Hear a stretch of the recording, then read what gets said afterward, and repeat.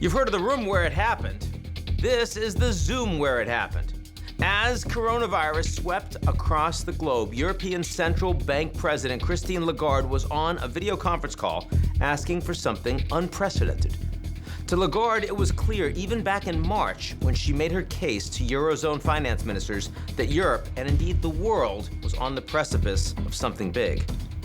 Coronavirus would soon wreak havoc on health systems and economies alike, irrespective of borders or politics.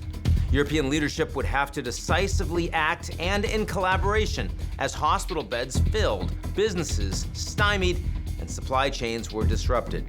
A massive global recession was underway. During that conference call, Lagarde asked the ministers to consider a one-off creation of something completely new. They were called Corona bonds, or a collective debt issued from the European Investment Bank in order to blunt the pandemic's economic fallout, not as individual European nations, but as a unified Europe. And in doing so, Lagarde set in motion a groundbreaking rescue plan. Championed by those like German Chancellor Angela Merkel and French President Emmanuel Macron, it would include selling collective European debt as a means to help Europe's poorer countries. Member nations agreed on a massive pooling of resources and a breaking of one of the European Union's oldest taboos: mutualized debt across the continent, and a hell of a send-off for Germany's departing Chancellor Merkel.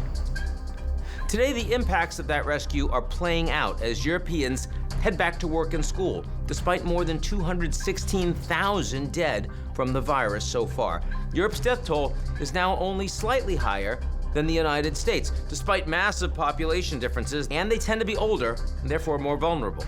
But this isn't over yet. Countries like Italy, France, Spain, and Germany are now reporting climbing cases. The UK too, but they're not a part of the European Union anymore. The World Health Organization has warned that the resurgence constitutes a very serious situation.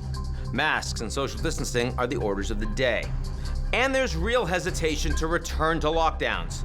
The reasons being, not least of which, the cost.